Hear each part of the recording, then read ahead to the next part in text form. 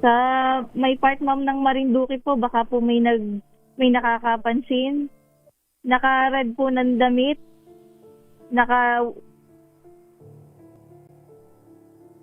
Tapos Jing, go ahead. ang kanya po, ang palatandaan po sa kanya, yung kanya pong binti ay medyo may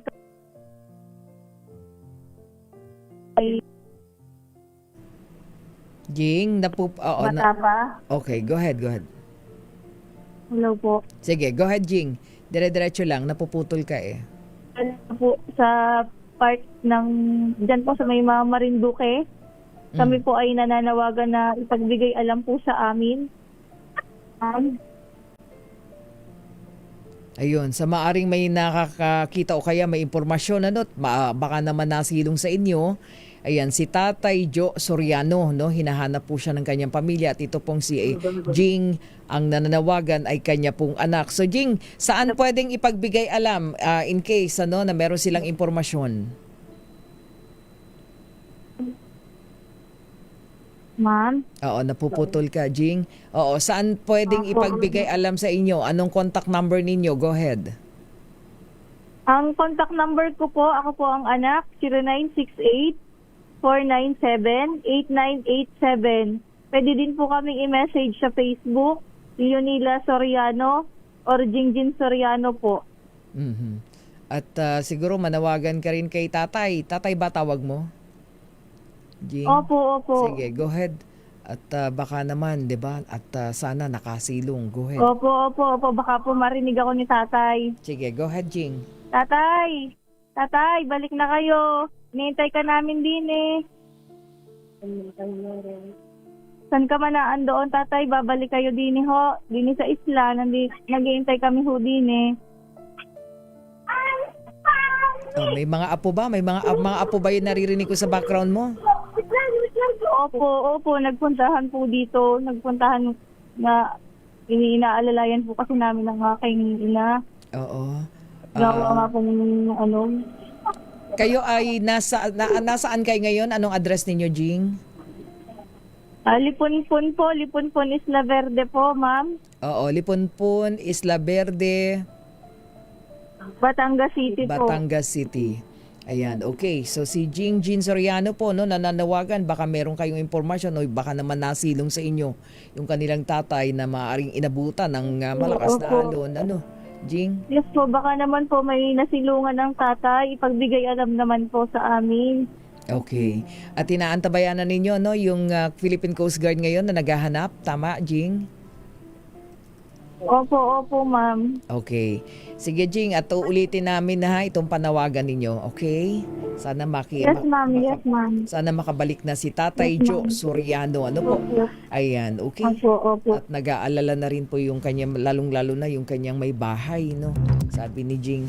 Okay, maraming salamat, Jingjin Soriano, ang anak po ni Tatay Jo Soriano na ngayon po ay pinaghahanap ng isda po, pero noong pong August 5 until now, hindi pa po bumabalik.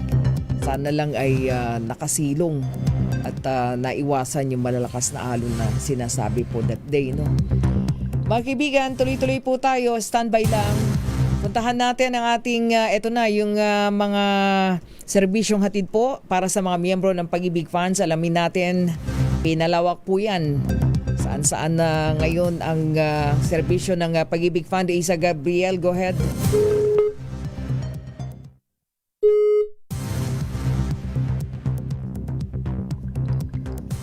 Puntahan natin si Isa Gabriel. Isa, go ahead. Standby din kay RH19 na Nolasco ang Department of Labor po at maging yung mga employer at iba't ibang labor groups nagkasundo daw para sanipuwersang iapela sa korte yung pong pagbasura sa temporary restraining order na pumipigil sa 85 peso wage hike. Alamin natin yan. Standby ka, Tina Nolasco. Okay na ba si Tina? Unahin natin si Tina. Okay, balikan natin si Aiza Gabriel. Go ahead, Aiza. Tawag na service. Membro ng Go ahead, Isa. Go ahead. Yes, Miss May. Miss May, dinig na po ako. Go ahead, go ahead. Yes, Miss May, bilang pagpapaigting nga ng mas malawak na serbisyo para sa mga miyembro ng Pag-ibig Fund, ay lumagda ito ngayong araw at ang landers sa isang memorandum of agreement upang mabigyan ng benepisyo ang mga pag-ibig, lalo na ang mga Pag-ibig loyalty card at loyalty card plus holder members sa pamamagitan ng diskwentro at sa iba pang mga bagay na maaari itong matipid sa pamimili. Isa ang naturang partnership ng Pag-ibig Fund sa mga paraan na kanilang handog para sa mga miyembro dahil bukod sa kanilang mga pabahay ay layong din nila na mapagaan ang kanilang pang-araw-araw na gastusin na siya rin namang isa rin sa mga layunin ng Lander Superstore ang makapagbigay ng mga kalidad na produkto sa kalidad ngunit mura na halaga.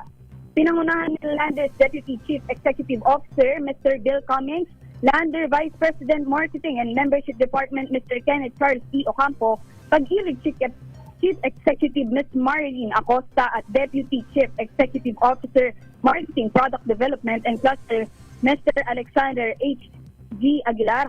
Ang MOA signing na sinundan naman ng in-store walkthrough kasama ang mga opisyales kung saan ibinida ni Lander's Deputy Chief Officer Mr. Bill Cummings ang mga produkto na kanilang alok na pariguradong patok at abot kaya para sa mga Pag-ibig members. Agosto 1 mismo nang i-anunsyo ng Pag-ibig Fund ang mga benepisyo na makukuha ng mga miyembro na mayroong Pag-ibig Loyalty Card at Loyalty Card Plus sa 16 na sangay ng Lander Superstore. Kabilang na ang free Lander Shopping Pass, free premium membership at iba pang mga diskwentro sa kanilang produkto saan mang panig ng bansa. Magtatagal ang naturang promo mismo o alok ng Pag-ibig Fund at Landers hanggang Oktubre 31 ngayong taon. Ito si Aiza Gabriel para sa DZRH, una sa Pilipinas, una sa Pilipinas. Thank you, Aiza Gabriel. Samantala, puntahan natin si RH19 na Nolasco. Go ahead, Tina. Miss May, nagkasundo ang mga labor groups, employer at ang Department of Labor and Employment o DOLE na sanib puwersang iapila sa husgado na ilit o alisin na ang Temporary Restraining Order o TRO na inilabas ng Pasig Regional Trial Court Branch 152 kaugnay ng 85 pesos na wage hike sa National Capital Region.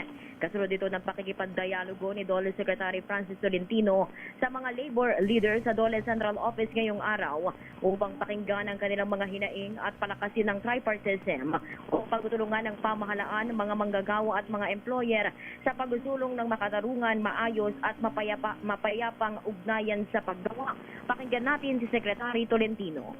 Nagkasundo ang employers, manggagawa, na manawagan sa husgado na i-lift ang temporary restraining order ng Branch 152. Yun.